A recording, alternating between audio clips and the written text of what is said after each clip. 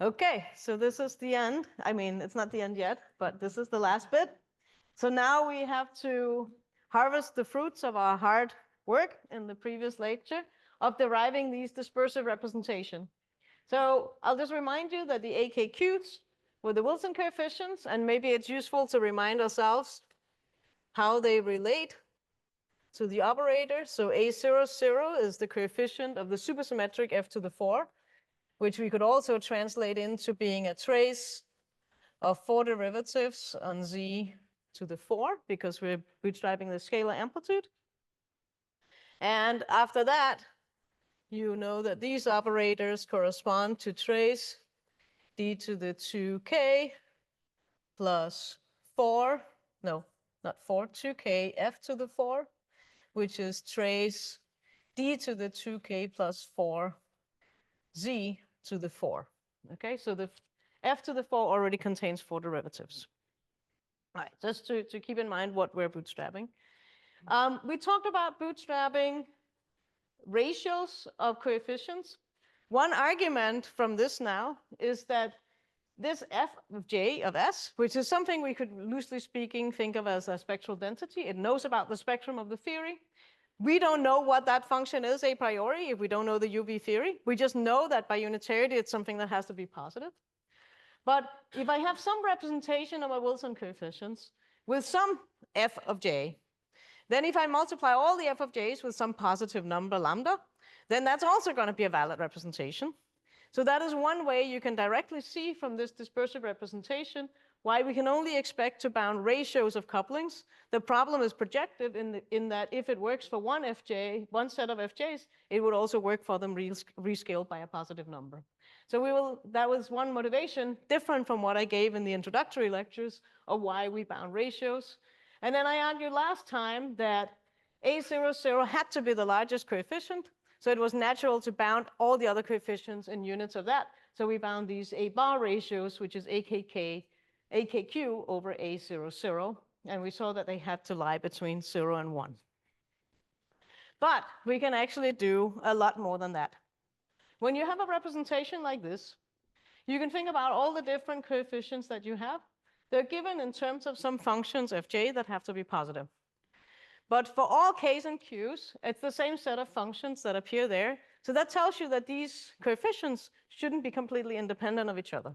There must be some relationship hidden in there. The question is then, how do you extract that information?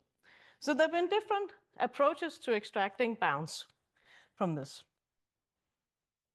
And so let's talk a little bit about that. There is a geometric approach.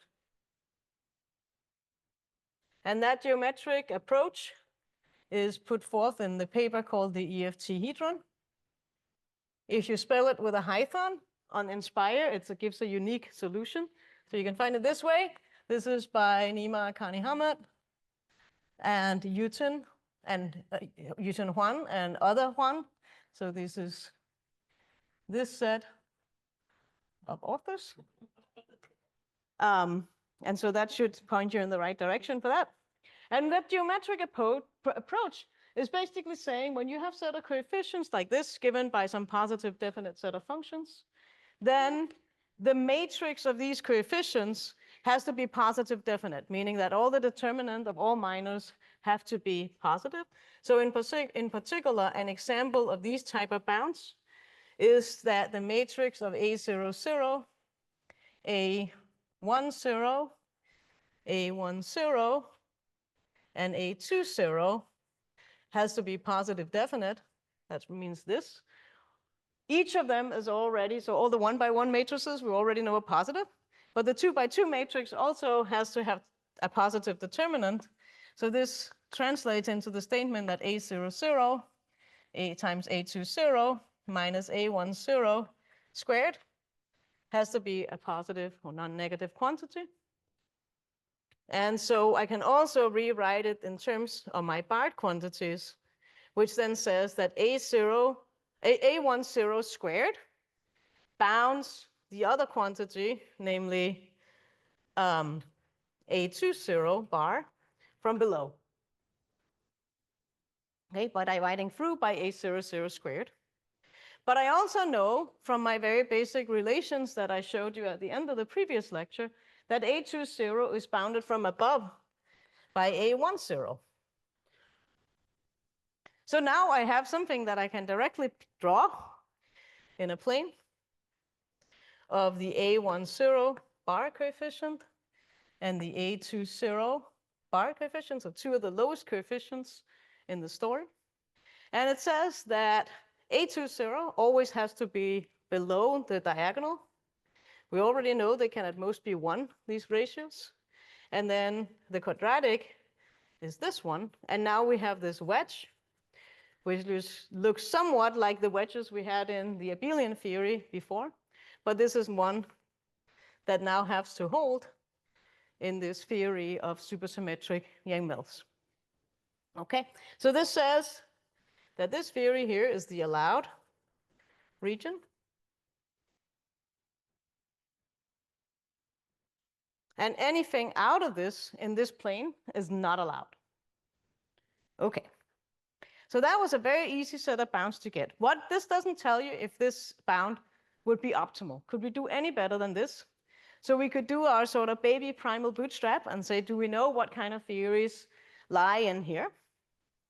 And one that we already know is one that sits here at the 1/2, 1/2 point, because that's the one I told you about last time. So that's the one we could loosely call the scalar exchange. That means scalar exchange in the S channel. And that amplitude was the one where I start out with my S squared factor, and then I just have a massive scalar in the S channel, and I have to remember be symmetric in S and U in the thing that is multiplied by S squared.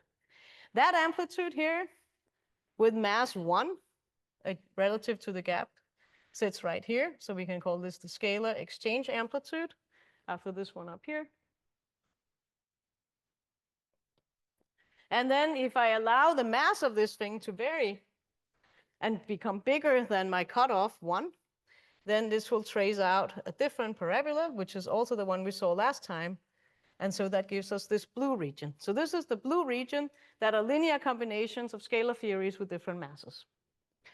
We talked about last time, was this the optimal bounds? Were these the true bounds? The answer is clearly now no. These are not the optimal bounds. Above, yes, but below, these scalar theories didn't bound or span the entire set of allowed regions. The other thing we notice in this plot is that there's a corner. And so we can ask, who lives here at that corner? Well, we can do other projections also. I'm going to answer that question in a moment. But let's first look at some other coefficients. And I will tell you what the bounds look like there. So now I will plot on the horizontal axis the same variable A20, but on the vertical axis, it's going to be A21. So these are the two operators with 4 derivatives on f to the 4, the two independent ones. There's a bound that says that everything interesting has to be lie below the diagonal. They both can take a range between 0 and 1. But now the region that you get looks somewhat like this. That is the allowed region. And now this scalar exchange theory lives down here. And again, we see that there's a point up here where both coefficients are 1 that we should try to find out who that is, who lives up there. Now, in fact, any two-dimensional projection you would want to write down, there's going to be such a corner up at 1, 1. So we can ask ourselves, who is the theory? And if there are any English professors around, they would say, I should say which. But we're so friendly with our theories that they're who. Who has A, K, Q equal to 1? Okay, that's a good question. Let's write down what that amplitude would look like. The EFT expansion of this, let me not give it a name yet, this is just an EFT expansion, is going to be s squared, because that's what it always has. Then there's going to be 1 plus s plus u plus s squared plus u squared plus su plus blah, blah, blah, blah, blah. Everything has coefficient 1. And if you stare at this for a moment, you will say, aha, I know something. And that is, if I split this in to s and u, these things will actually factorize. Okay. And then you remember your undergraduate something something where you learned about Taylor expansion, and the first thing you learned was the geometric series, and then you write down this thing. And you say, okay, that looks like a scalar amplitude with something with mass 1 and some scalar exchanges, but there's no plus between these terms. They're multiplied with each other. That's very strange. So the low energy expansion of this thing looks like this. And so what is that thing? Well, let's write it again over here. A as of u. This is going to be under a different headline.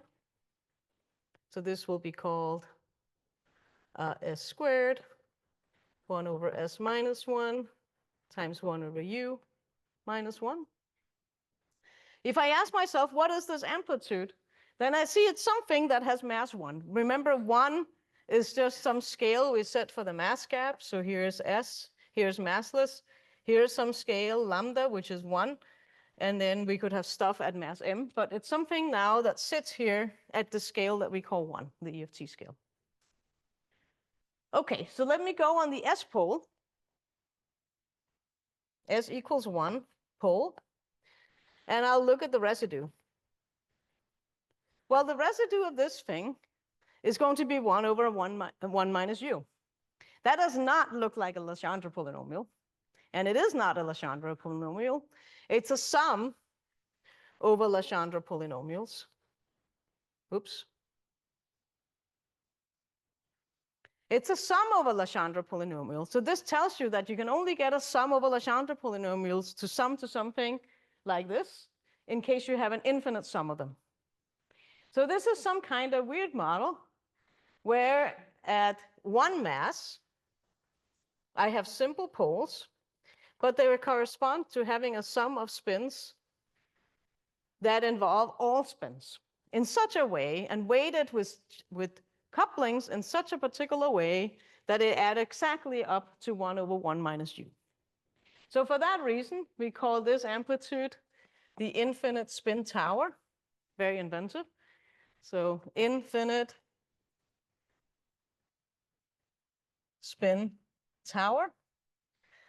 And that is the theory that sit up here at all these corners. Infinite spin tower, and likewise up there.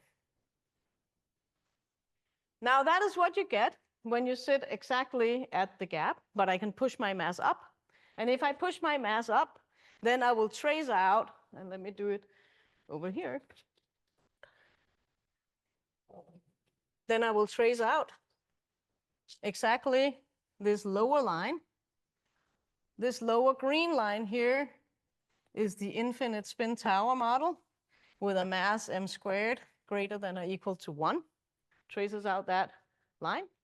And now you could see that I could take linear combinations of any two such models with different masses, and that would fill out this entire space. So we can clearly rule in this whole space.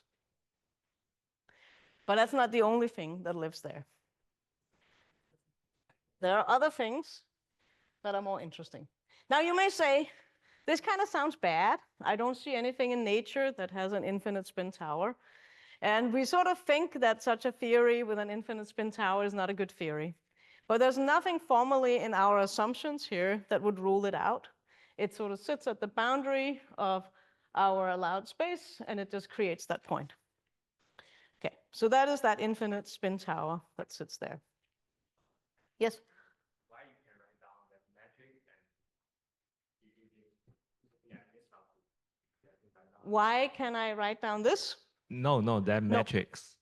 Why can I? Oh, I didn't explain that. When you have a problem where you have a set of coefficients given by some positive definite integrals of this form Oh, you with these kind mean, of weights, it turns out that any sort of matrix of this form has to be positive okay, definite. okay. There are lots of additional conditions that Nima and collaborators wrote down as a geometric way of defining this ethahedron. They're not all the bounds that you need to get the most optimal bounds in all cases, but in this particular case, it actually is the optimal bound. Okay. But it's a longer story. That's just, we're going to do something different to extract bounds. Good. Thank you. Yes. Jara, over behind you. So I have two questions. The first one is this setup we are considering here is not necessarily supersymmetric, right? Like the relations between AKQ and the spectral density has also the same forward limit for scalar amplitude. So can we carry this discussion uplift to a level where non-supersymmetric case is also Hardly. So the question is about whether I use supersymmetry here. It's true that all type of dispersive relations basically roughly take this form.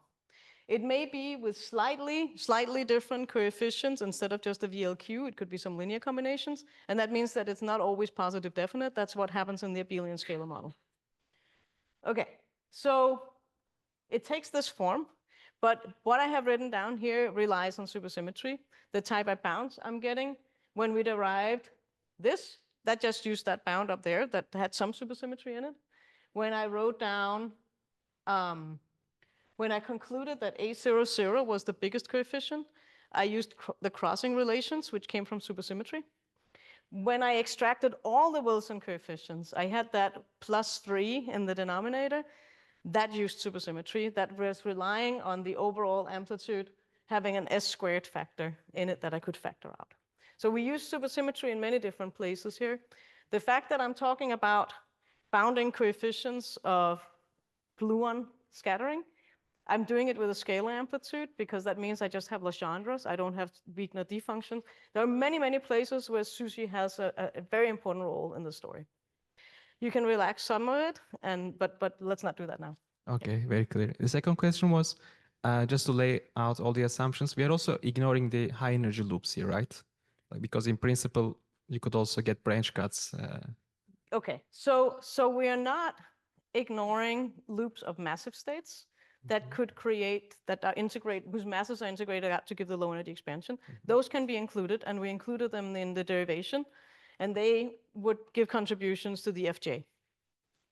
But we are ignoring massless loops that would do running, that would create running of the couplings and create logarithms in the low energy But then I'm confused when we write this A of SU on the right board, for example. Yeah. Just the 3-level terms. Wouldn't we have also logarithmic pieces from the high energy loops that should be added? When I wrote this? Yeah. Okay, when I wrote this, that just referred to this particular amplitude that sits up at that green corner. I didn't think about any other amplitudes. But generically, when I go in and look in the interior of this space and other places, that could have branch cuts, that can be other things. In fact, since you ask, then there's a UV completion of n equals 4 super-Young modes that comes from going on the Coulomb branch. On the Coulomb branch, there are massive strings that extend between branes. We could call them W strings. We could calculate how they interact with the massless states on the stack of branes that we're looking at. Those massive states couple quadratically, so they can only enter through loops. So calculate a one-loop amplitude with those massive guys in there. That's called the Coulomb branch, leading order Coulomb branch amplitude. And then do the low energy expansion. And the way that sits within these bounds, in this picture, is here. So right there is what we would call the Coulomb branch. Okay, so there is an example of a massive one-loop amplitude. I go to the low energy limit after computing what it is. It's just a box diagram. It's finite, it's nice. I put it in, I calculate the coefficients, they're pretty small. And likewise, in the other diagram, they sit down in the corner, the small coefficients. Okay, now you can go on and you can look in all sorts of different directions in these plots, and you can try to figure out what do they look like if I plot a free 1 versus a free 0? What do I look at in all sorts of different directions? And, well, that might be fun, but it's not particularly giving us any new insights. So what else could we possibly do to try to learn a little bit more about the theories that sit here inside? One thing we can do is the following. When I wrote down these bounds, I am looking at a setup where I'm completely agnostic about the massive spectrum apart from the existence of a mass gap. I think I'm going to move this a little bit because when I talk in one direction, nobody can hear it. Okay, let's try this. Can you guys still hear me? Okay, otherwise say something. Okay, so in this setup here, we had the assumed mass gap, which practically I set to 1. And then I said, I don't care what we have here. We can have poles, we can have these massive loops that give branch cuts, anything you like, as long as it's unitary and obeys the Froissart bound and so on.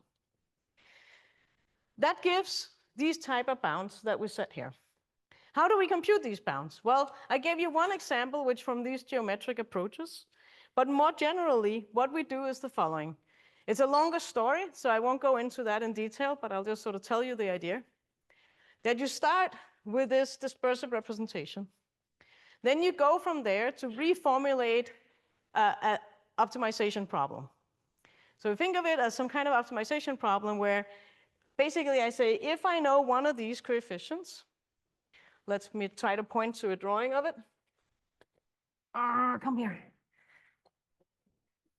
Let me say that, suppose I pick a value of my A10, and I fix that.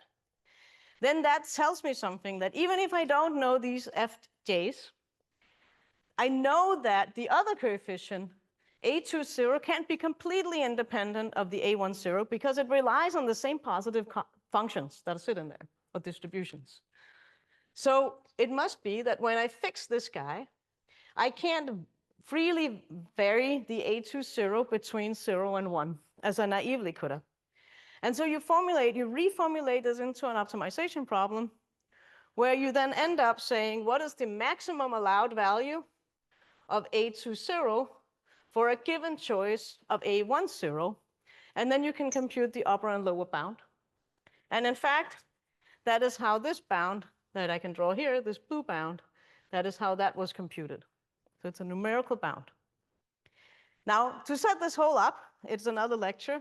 So I would rather tell you about some results than formulate an optimization problem. But long story short, you formulate an optimization problem, and you can use a numerical solver, such as semi-definite programming solvers, SDPB, as an example of how you can do this. If you want to know more, I will give you a reference where we try to lay out the details of how to do this. But it's also in many other people's papers on this. OK, so these bounds are computed numerically with this dispersive representation as the input. This is done, again, being completely agnostic about what is going on over here. Now I want to understand how, when I put in the lowest mass information, the lowest mass state in these bounds, how does that change the picture? So I'm basically saying the following. Think about having the standard model. I know that if I go to super, super, super low energy, like below the electron mass, all I have left are just photons. Okay, so I have some photon effective theory that has an imprint on its Wilson coefficients from the higher mass particles. I could go ahead and say, like, oh, actually, I know that there's a thing called the electron. Let me just include that as part of my spectrum. And then there's a gap from the electron up to the next state, which I could have, which is something like a pion, probably is the next thing. Okay, so you could do that. Now we do it in this case here. And we say, let's assume that the lowest state that enters here, and let's put it at the gap, that there is something that gives you a tree-level exchange. So there's no branch cut that extends all the way down there, but there's just some particle that got exchanged here. So I'll put a blob to indicate that this is a pole. This has a particle that has some spin. I'll assume that there's only one particle for now. There's just one spin mass there. And then after that, there's going to be some gap that I don't know what is, but I'll put some gap, I'll call it mu, and mu is some number that is bigger than 1. And I'm going to be agnostic again, but now I'm agnostic at the scale above mu, not all the way down to 1. Okay, does that make sense? So I have some tree-level massive exchange. If it's a scalar, that would be contributing like this to the amplitude in some ways, but then there would also be, in principle, other stuff. And the other stuff will have higher masses that sits above the scale mu relative to my EFT scale or M-gap scale, which is 1. Okay. Now let's think about how that would change anything. Basically, the first thing is to say that if I have a pole in my amplitude here, we know that the simple poles, when I derived this dispersion relation, meant that there was a delta function in Fj. So essentially what I put in here is a delta function in Fj. It is multiplied by a coupling squared, which tells me about how this J state, maybe I should draw a diagram, how this J state couples, let's call it Gj, to our massless states, C bar and Z. And that new Gj now becomes a variable in my optimization problem. Okay, so here's what we'll do.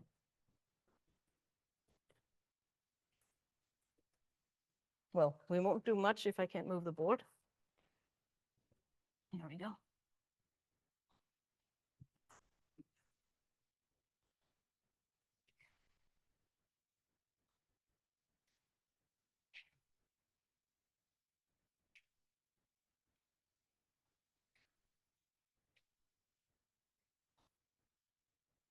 Okay.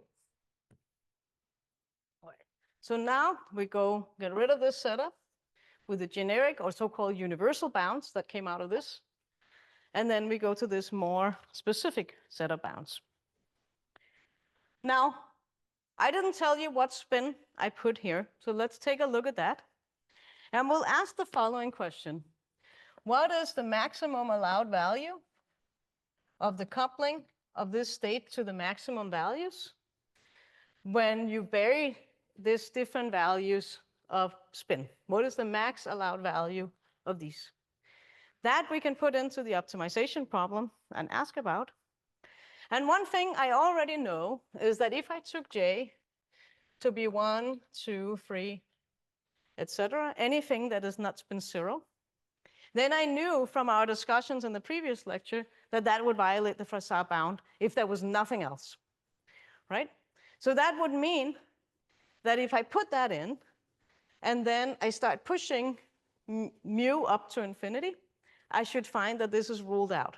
In other words, the maximum of the value of the coupling should go to 0.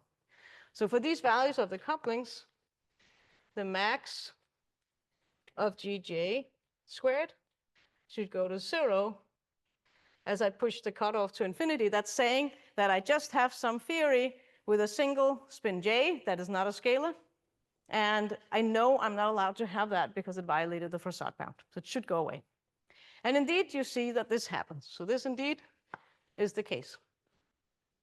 But what happens if I say, I want this spin, say 1 particle, and I'm going to look at a cutoff that is just above where my particle is. Now, we're going to fix mu to be, say, 1.05, for example. Doesn't have to be that, but something that is just above. You'd see that, oh, maybe I could have this because I just have to resum everything else, and I'll get something that satisfies the Froissart bound. But that's not the case. If I pick that value fixed, then I find that for spin J1, 2, 3, etc., the coupling of that state to the massless scalars is exponentially suppressed.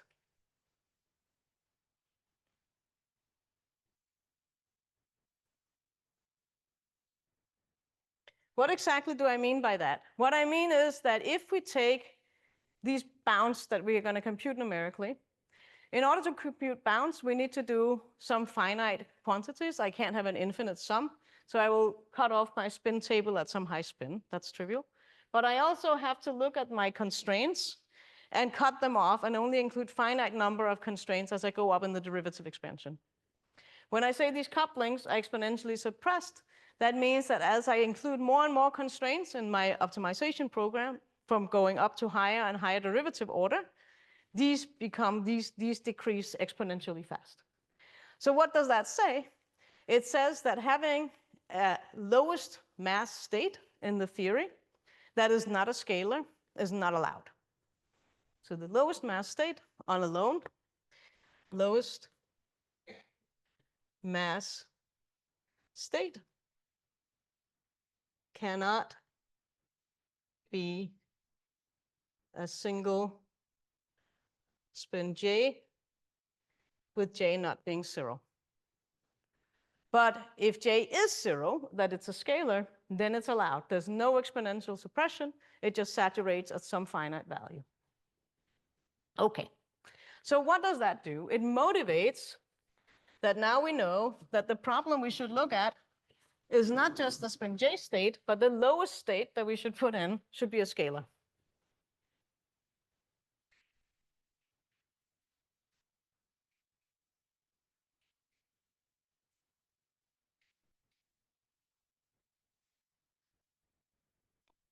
Okay, so now our setup is that we have our energy scale. I have at my cutoff, M cutoff, which I set to 1. I now have a spin 0 state. And then I can vary this gap, mu. And above that, I'm just going to say, I don't know what there is, and mu can go all the way down to 1. Okay. The bounds that I will now get will depend on what mu is. And let's take a look at what that would look like.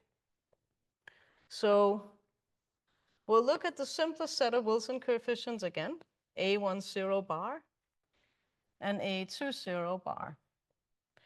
Now, the universal bounds that we had before was encoded in this wedge, just like before.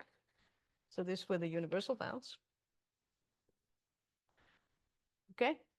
Now, if I took mu to go to infinity, then I would be back in the case where the only theory I would have is my scalar exchange theory, namely this guy over here. This scalar exchange theory, we know, lives right here. So if I do that, mu equals to infinity would basically give me that, and then the line connected down here. So that would be sort of a very degenerate, very limited space. Well, okay, that was one limit. The other extreme limit I can take is to move my cutoff or mass gap up to the next possible states, all the way down to 1. If I move it all the way down to 1, then I recover the whole space of generic bounds. So that gives me universal bounds, whereas this guy gives me scalar exchange only.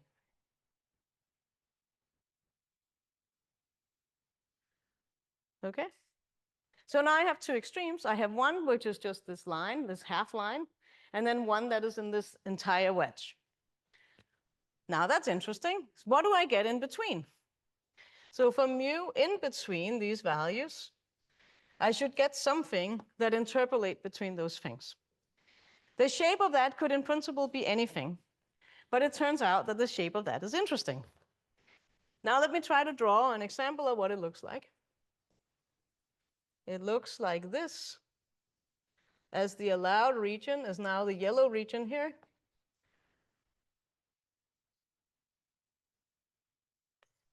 For one particular case, if I want the intersection here to be at 1/2, then that would be the case exactly for when the bound, or then this value of mu is 2. So what we see here is that this theory now has a new little corner. Well, it actually has 2 new corners, but it has 3 new corners. Okay, 3 corners. One of them is my scalar exchange theory. I already knew this one. This one here is going to be the infinite spin tower, where the mass of that spin tower has just been moved up here to mu, to 2. But then what is this guy? So we go back to our good old question, who lives here?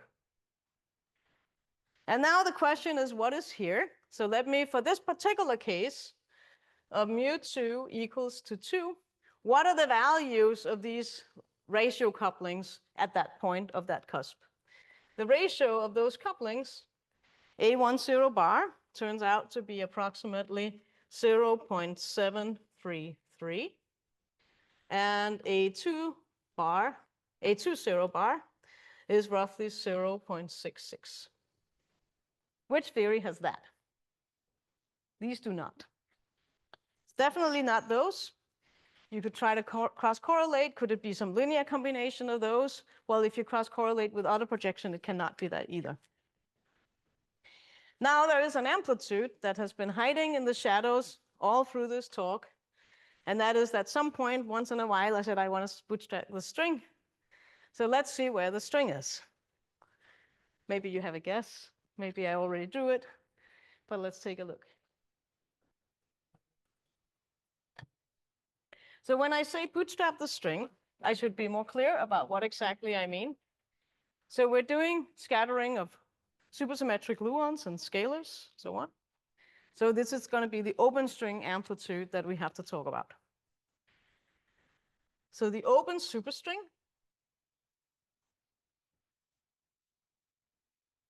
has a tree amplitude, which is known as the Veneciano amplitude.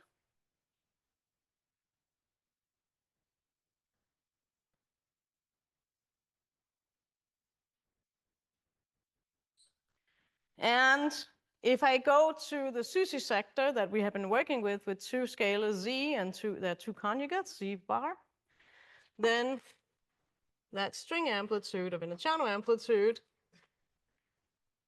takes the following form. It's minus alpha prime s squared. Alpha prime is related to the string tension. Then it's gamma of minus alpha prime s, gamma of minus alpha prime u, and divided by gamma of 1 minus alpha prime s minus alpha prime u. So this is one particular realization of the function that generally before we called f of s and u. Aha. Okay, there are two things we want to know about this. We want to know its low energy expansion to compare with that.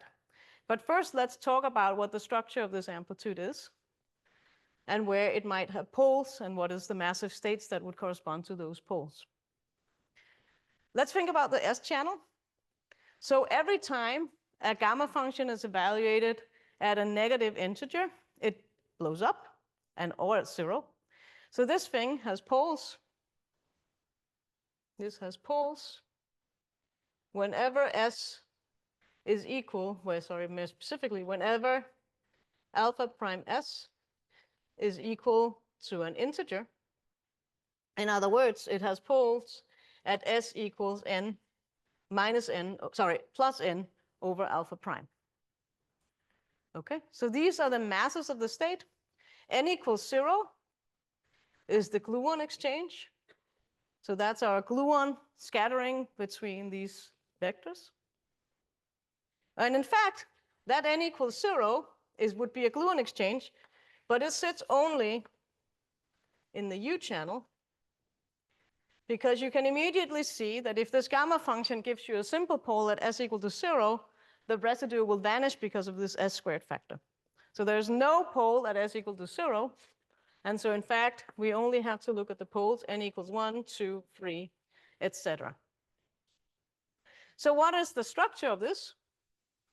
That is conveniently written over here.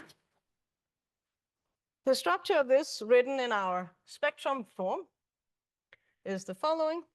I have my massless states. I have 1 over alpha prime, which I'm going to conveniently call 1. And at this state, in this particular form of the spectrum, what this theory has is a scalar. No surprise, because we just learned that the lowest state always has to be a scalar, so it better be a scalar also for string theory. The next state sits equally spaced up at 2 over alpha prime, so that's 2 in our units. Aha, that corresponds to mu equals 2. I wonder why I picked that. Very strange. And string theory at this state, that was a joke, you're supposed to laugh. This was J equals 1 state that sits here in the string. And you can read that off from what I taught you in the previous lecture by simply looking at the residue of that pole and see that it's something that is exactly matching the Legendre polynomial for G equals 2. Actually, I should make a little caveat here that I'm going to change myself to be in 10 dimensions. That just means that whenever I say Legendre, I really mean Gegenbauer. Okay, the next state up here is at 3 over alpha prime. At that state, the string has a spin 2. And the next state, it has a spin 3, but it also has a spin 0, and so on. Oh, wait, I mean 1. And so on. And then it continues. And this first set here, that we get this slope, this is called the leading rigid trajectory of the string. And if you see, that's a linear trajectory every time I double the mass. Well, not every time I double the mass, but every time I take a step up in mass, I take a step up in spin.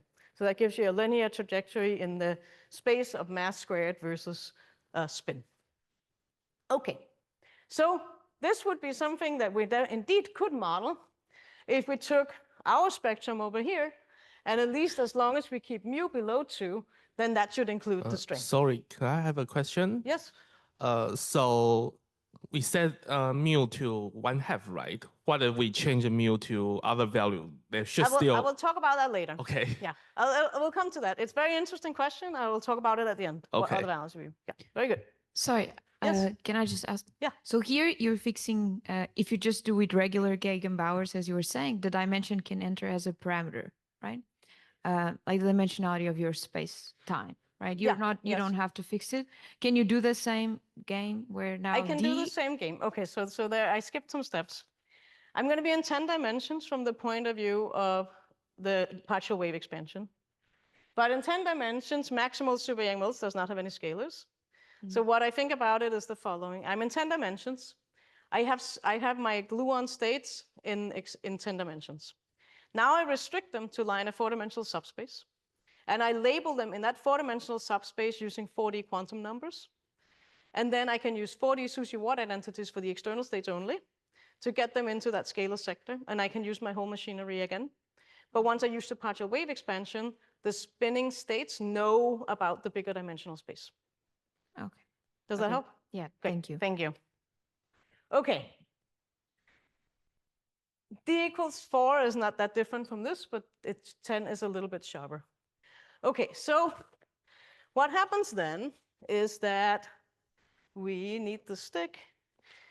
We have looked at the massive spectrum of the string, and we've seen that it lies within this regime that we have talked about. Now let's also look at the low energy expansion of the Veneziano amplitude. So this is D equals 10 Veneziano. Now we're going to do a low energy expansion of that and see what we get. Okay, so the low energy expansion of Veneziano, of that amplitude that you see right there, takes the following form. Okay, string, let's call it what it is. It's just the string amplitude, save some space. It's the following. So it has an S minus S over U. That's the gluon exchange in the U channel. And I'm going to work in alpha prime units of 1, because then I don't have to write so many things. Then there's a zeta function of 2. I'll describe what zeta is, times S squared. There's a zeta 3 of S squared times S plus U, plus zeta 4 S squared plus U squared, plus 1/4 zeta 4 of S squared times S times U, plus blah, blah, blah, blah. Where this zeta that appears here, where can I write that? This zeta, I'll write it up here so we have it together. This zeta is the Riemann zeta that comes out of summing n equals 1 to infinity of 1 over n to the p.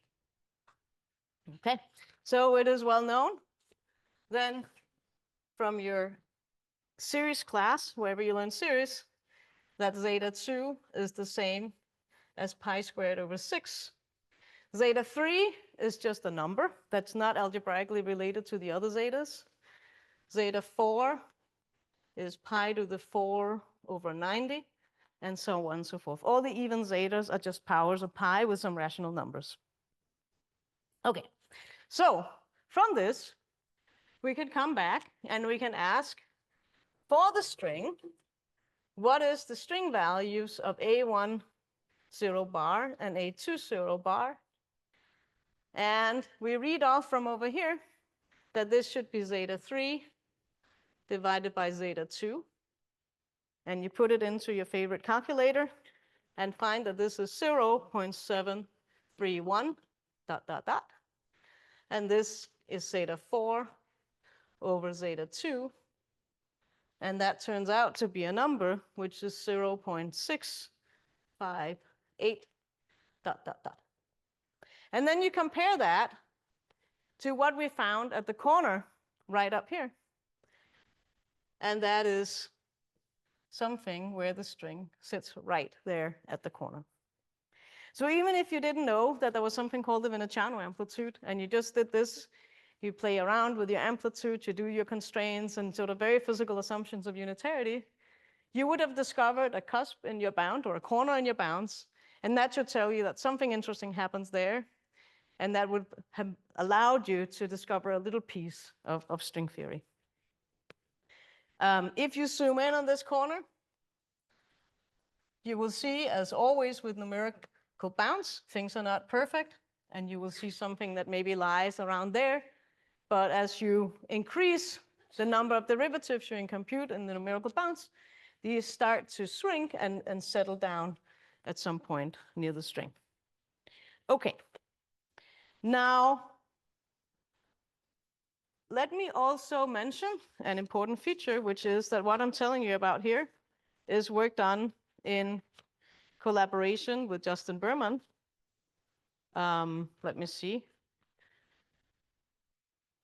Justin, here's your name. Based on earlier work also with both Justin and Aiden Hurdeske, and that's a paper from 2406 and some numbers that go here that I wrote down somewhere in these notes, but now have evaporated into the black hole. Okay, now, what else could we do? Could we try to bootstrap the string any further in some ways? So we have a choice. If we want to try to put in a little bit more information, we should try to think about what is sort of the least invasive thing that we could do. I don't want to put in very string-specific things. I don't want to put in anything in detail about how this amplitude fall offs. You could ask about, could I put in that the string has this leading Regge behavior that we see up here? I could, but I feel that is like putting in some information at every higher mass state along the way. That seems to be like a big assumption. But it's an assumption that people do tend to like to make. But I will not do that. I will take the different approach, which is to say, okay, where did we get all this from? Where's my spectrum? I have my spectrum of just up here. I put in the spin 0, and I picked a gap. We can go in different directions now. I can choose a different value of this gap mu. We're going to do that at the end. So hold that for a second. The other thing I could say is, let me try to bootstrap what massive states should be at mu equals 2. Because the fact that I can't push, if I push further out mu equals 2, I would start excluding the string. So let me try to find out what state should live there.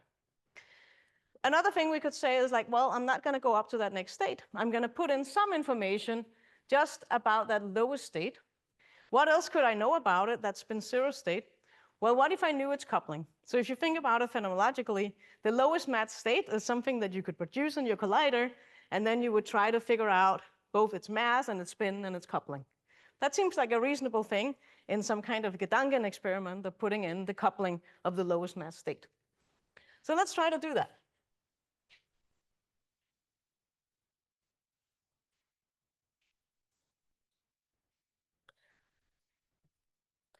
So now the setup is, here's the spectrum. I put in my spin zero state. I put my gap, just as before, string inspired, to be 2. But now I will also specify what the coupling of this spin zero particle is to the massless guys. So in other words, when I scatter 2 z's and get 2 z bars via the exchange of this scalar particle with mass set to the scale 1 of mass at the mass gap, then this will grow with G0. Now G0 in itself, again, things are projective, so I have to normalize it by something. So let me also assume that I know the f to the 4 coupling. So what I will actually then fix is what I call G bar squared, which is G0 squared divided by A0 0 squared. And I will simply read off from knowing the string what that value is. So a little bit of a cheat, but it's still also in some sense just a thought experiment. That value is 1 over zeta 2 in suitable alpha prime units of being 1. If you put that in, then it turns out that your bounds exclude a lot of stuff. In fact, your bounds reduce to just a small island around the string. This is in many ways very, very surprising.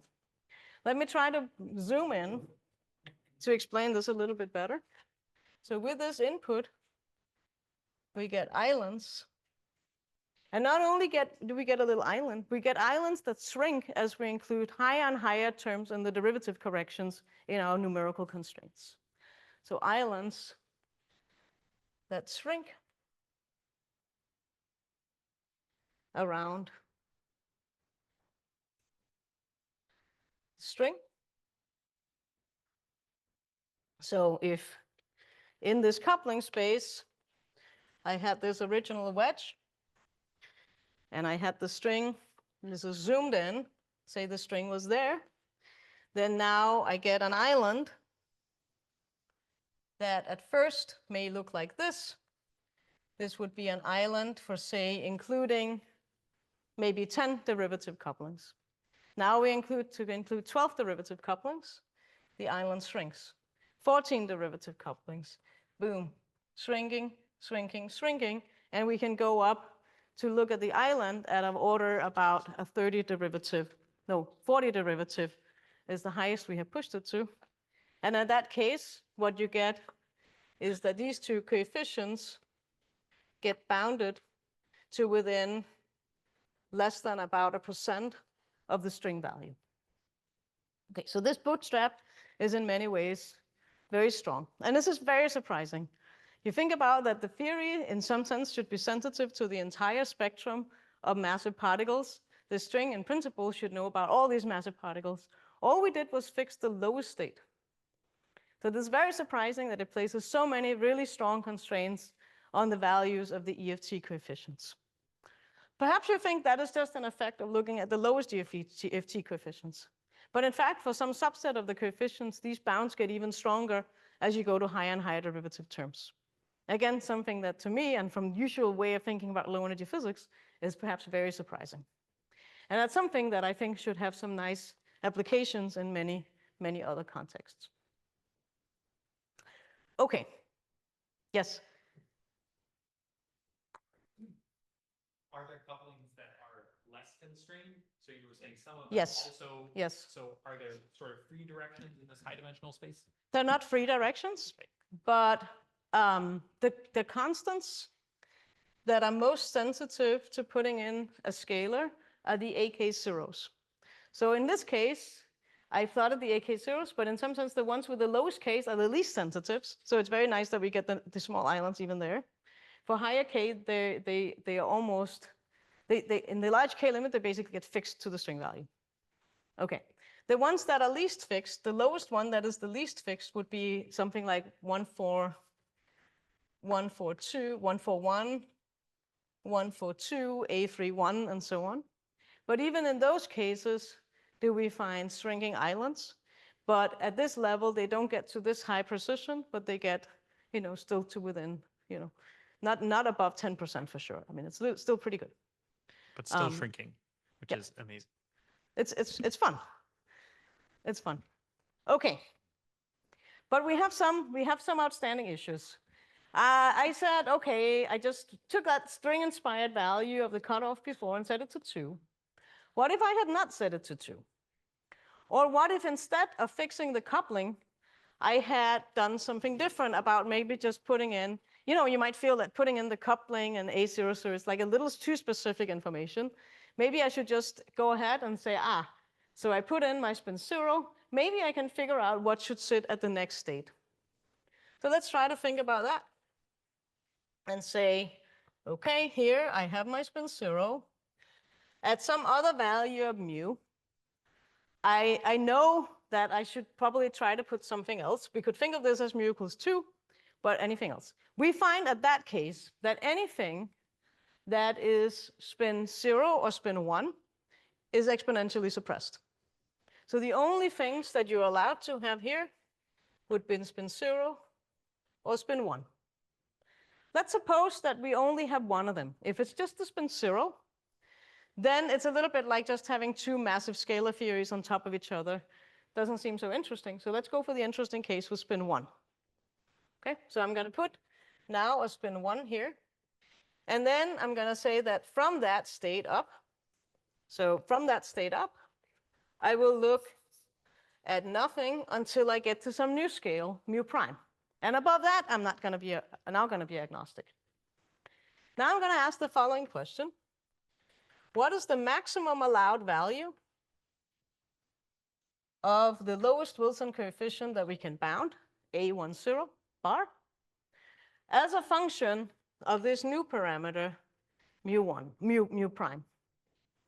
So I have fixed mu. It could be 2, but it could also be other values if you want. And I'm looking at this max value. What you find then is an interesting thing.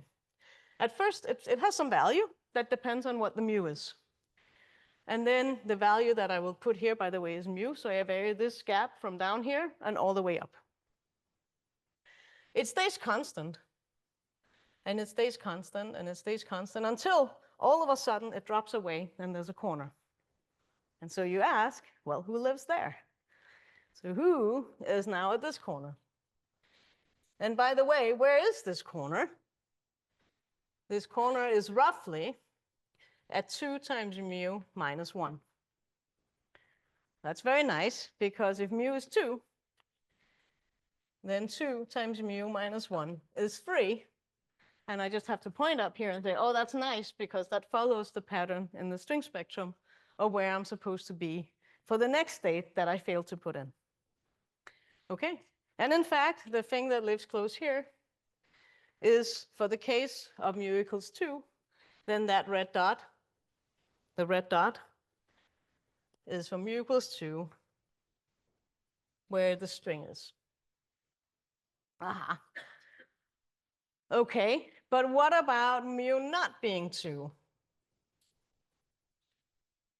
If mu is not 2, having a spectrum where at spin 0, so at spin 0 is at first, and then a spin 1 at this, and then something else here, which turns out from extracting spectrum information from semi-definite programming code should be a spin 2. What that tells you is that there's a linear registry-slope, but it does not have slope 1 as the string does. It has some different slope that's determined by mu. So there's a registry-slope for these corner theories that is mu minus 1. And so in particular for the string, that slope is 1. That's how the mass and the spin relate to each other. But for these other theories, it's something else. So one thing I would like to be able to tell you is that I knew what these things were. And I would love to tell you that I knew why the string case was special among this one parameter family of corner theories. But I don't know the answer to that. You can try to cook up some variation of the Veneciano amplitude that has this type of spectrum. But you have to make sure that it's unitary. It still has to have the massless pole. It has to interpolate correctly between the case where you have none of these states and just the scalar, where you have the infinite spin tower in the case of infinite slope. It has to interpolate, and then it has to hit also the Veneciano amplitude. We don't know what it is. Maybe you guys will find out. And if you do, then maybe you will rule them out and figure out why the string is special. And I will happily end with that.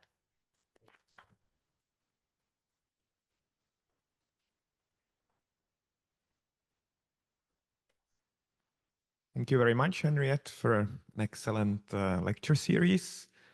And questions, comments? Yes.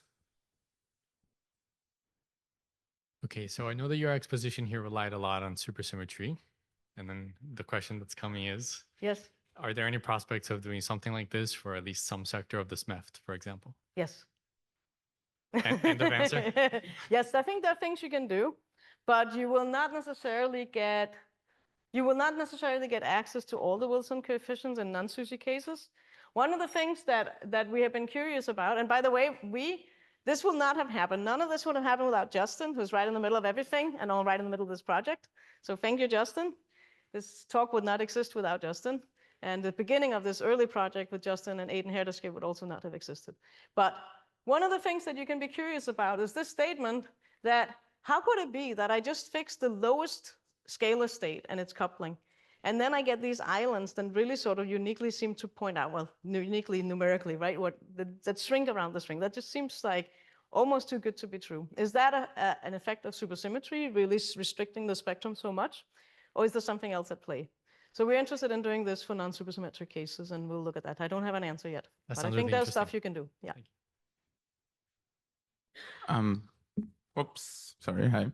One quick question on this curve. I mean, how do you get this functional dependence on mu prime? This is something that is not completely obvious to me because mu prime a priori is like, I don't know, not uniquely defined in some sense, Okay, right? good. So I go to the dispersive integral up here. And I say, when I say that I have specific states at specific masses, that means that I know that this spectral density here has delta functions there. And then it has nothing, it's 0 in between. So that means I can perform this integral up to the scale mu prime. So now basically my coupling becomes something where I can say, okay, so now AK, let's call it 0, is equal to something where I pull out that delta function. It has this particular dependence on the spin 1 and spin 2 coupling.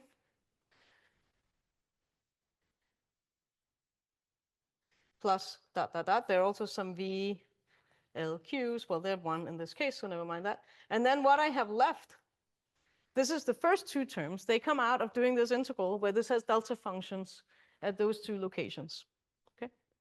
Now I have nothing up to the scale, which is mu prime. So now I have a spectral integral left that starts at mu prime and go to infinity over all the same things as before. And so you can immediately see that if I were to specify this coupling of this guy, then I have a lower bound that is not 0 on this coefficient. But that lower bound is not just the numerical bound we found. The numerical bound we found is even stronger. But the way, as you asked, the scale enters the problem is that now the dispersive integral has a different lower bound that depends on this variable. And then I can evaluate numerically. I go and I ask, what is the maximum allowed value of this coupling for mu prime equals this value, for a prime equals that value. So I run the code everywhere along, and all of a sudden we see this drop off. That's how it comes in. Good question. Thank you. More questions? So maybe one more. Hello. Thank you for the nice lectures. And maybe you already replied the following question when you talked about the splat directions in the higher space, but I wanted to ask, how does the kink look like in other projections? And good. how the islands shrink in these extra dimensions? Did you check or Yes. Okay, good. So I wonder if that is still on one of the boards. Maybe not. Well, let's put it here. So in the other plane where I showed you the universal bounds, then this would be A21 bar, A21, A20, A21. And I showed you that the universal bounds looked something like this. And this was our scalar exchange model. This is the infinite spin tower. Actually, a little fun thing is if I just look at the span of those two theories, that takes care of all that. The string in this projection is here. It lies nicely outside that span in this case. So you know that this bound can't completely, the space is not empty. If you do the case where we just put in the scalar and the gap up to the next state is 2, but we don't specify any couplings, then you get a region that looks something like this, I think. So it still doesn't go to 0, but something like around that. So that is the allowed region. And I drew it very rounded here, but it's really not as rounded, like this. And there's a question exactly how does this line go, but it really shrinks to something that also has a corner in that. If we specify the coupling and look, then we did a couple of different projections. The more interesting one is the one where the scalar coupling squared doesn't directly enter. And so that would be bounds on A41, A42 bar.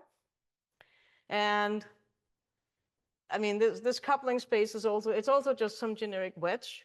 But if I forget about the whole generic wedge and I zoom in on where the string is, then you get something that look maybe something along the lines of like something region like that. So those are the shrinking islands. So they're still rather small, but if I just look at the overall extent of the range from this coupling, I would say, okay, that's actually sort of a bigger range. It's not as good as just 1%. But if I said that I knew this coupling, then they're actually strongly correlated from just lying in a small wedge. Okay, thank you. There are no urgent questions. Thanks a lot, Henriette, again. Thank you.